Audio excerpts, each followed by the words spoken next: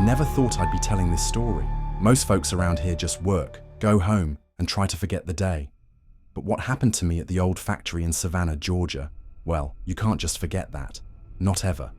They say the South's got its ghosts, but I never believed in them. Not until I saw what I saw and heard what I heard in that place. It started back in late October, just before Halloween. I'd been laid off from my last job over in Charleston. So when I heard the factory needed night shift workers, I jumped at it. The pay was decent, and I needed the money. The factory itself was a relic, one of those old red brick monsters built back in the 40s, with cracked windows and a smell of rust and grease that never quite washed off. My first night was quiet. The machines were old, but they worked. The foreman, a skinny guy named Roy, showed me the ropes. He had a nervous laugh and kept looking over his shoulder like he was watching for something. I figured it was just the job getting to him. Night shifts can do that to a man. But by the third night, I started noticing things, little things.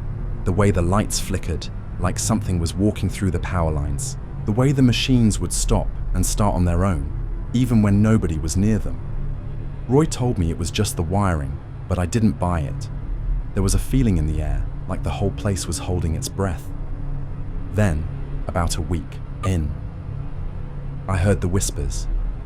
At first, I thought it was just the wind whistling through the broken panes. But then I realized it was voices. Soft, murmuring voices, coming from the far end of the factory floor. I'd glance over, expecting to see someone, but there was never anyone there. One night, I was working late. Everyone else had gone home, and I was alone with the machines. That's when I saw her for the first time. A woman standing in the shadows by the loading dock. She was wearing a faded blue dress, like something from the 1950s. Her hair was pulled back tight, and her face was pale as moonlight. She just stared at me, not moving, not blinking. I called out, but she didn't answer. When I walked toward her, she vanished, just like that. I told Roy about it the next day, but he just laughed it off. "That's just Miss Clara," he said. "She's been here as long as the factory. Ain't nobody knows who she was, but she don't hurt nobody." I tried to believe him, but I couldn't shake the feeling that something was wrong. Things got worse after that. The machines started acting up more. I'd hear footsteps behind me, but when I turned around, there was nobody there. The air got colder, even though it was still warm outside. And the whispers, they got louder. I started to hear words in them. My name. "Help me. Get out." One night, I found a note tucked into my locker. It was written in shaky handwriting, like someone who was scared or sick. It said, "They're watching. Don't trust Roy." I didn't know what to make of it. I thought maybe it was a prank, but something in my gut told me it was real. I started to watch Roy more closely. He was always on edge, always looking over his shoulder. He'd talk to himself sometimes, muttering things I couldn't make out. He'd disappear for long stretches, and when he came back, he'd look pale and shaken. Then, one night, I followed him. I don't know why I did it. Maybe it was curiosity. Maybe it was fear. I followed him down to the basement, where they kept the old records and the broken machinery. The air down there was thick with dust and the smell of mildew. The lights were dim, and the shadows seemed to move on their own. I watched as Roy knelt down in front of an old metal cabinet. He opened it and took out a small box. Inside was a photograph of a woman in a blue dress, the same woman I'd seen by the loading dock. Roy whispered something to the photograph, then put it back and locked the cabinet. That's when I heard it, a voice right behind me. "You shouldn't be here." I spun around, but there was nobody there. The air went cold and the lights flickered. I ran back upstairs as fast as I could. The next day, Roy was gone. Nobody knew where he was. The boss said he'd quit, but I didn't believe it. Roy wouldn't just leave without saying anything. Not after everything. That night, I was alone again. The factory was silent, except for the hum of the machines and the occasional creak of the old building settling. I tried to focus on my work, but I couldn't shake the feeling that I was being watched. Then, just before midnight, the power went out. The factory plunged into darkness. I fumbled for my flashlight, but it wouldn't turn on. I heard footsteps coming down the hall, slow, deliberate. I called out, but there was no answer. The footsteps got closer. I could feel my heart pounding in my chest. I backed up against the wall, trying to make myself as small as possible. The footsteps stopped right outside the door. The handle turned slowly. The door creaked open. In the doorway stood the woman in the blue dress. Her eyes were black as coal, and her skin was pale as death.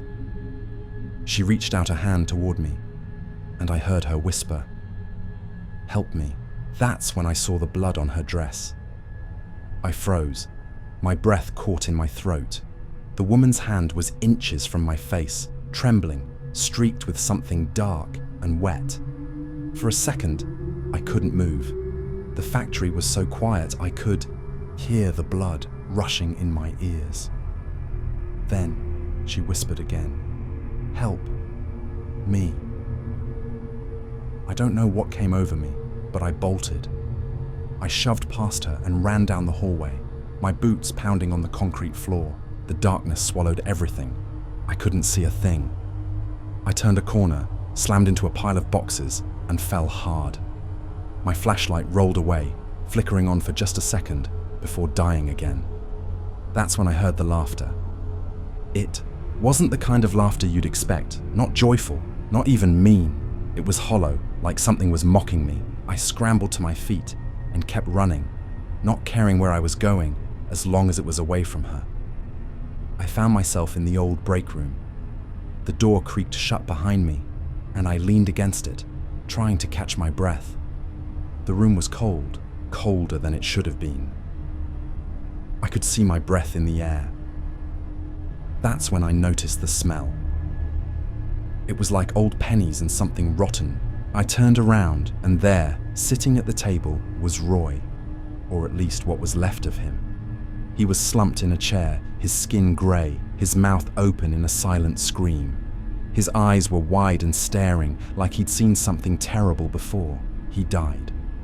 Around him, the table was covered in that same dark, sticky liquid. I backed away, my heart hammering. I didn't want to believe it, but there was no denying what I was seeing.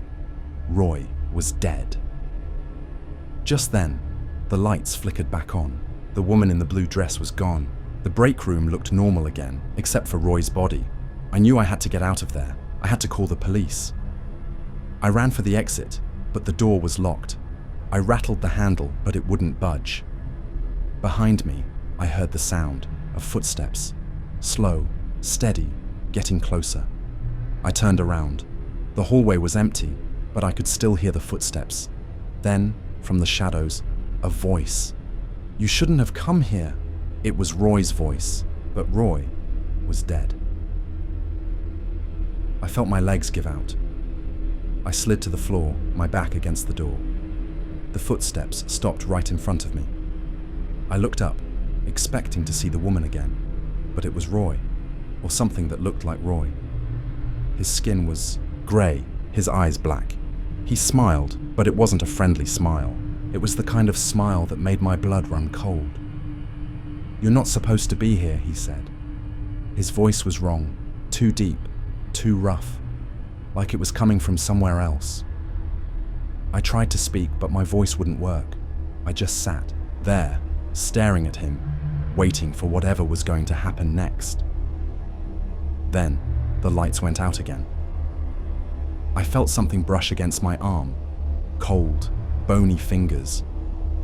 I screamed and scrambled away, but there was nowhere to go. The door was still locked. In the darkness, I heard the woman's voice again. "Help me." It was softer this time, almost pleading. Then, another voice. Roy's. "She can't help you. Nobody can." I don't know how long I sat there, trembling in the dark. I must have passed out because the next thing I knew, the sun was coming up. The factory was quiet. The door was open. Roy's body was gone. I ran outside and called the police. They searched the factory, but they didn't find anything. No body, no blood, no sign of Roy. They thought I was crazy. Maybe I was. I quit that job the next day. I never went back. But sometimes when I'm alone at night, I still hear the whispers. I still see the woman in the blue dress, standing in the shadows, reaching out to me. And sometimes I hear Roy's voice, telling me I shouldn't have come back. I don't know what really happened that night. Maybe it was all in my head, maybe it wasn't. But one thing's for sure, I'll never forget the feeling of being watched in that old factory. And I'll never forget the woman in the blue dress or the blood on her hands.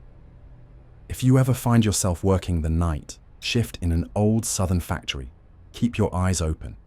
And if you hear the whispers, if you see the woman in the blue dress, don't wait around to find out what she wants. Just run.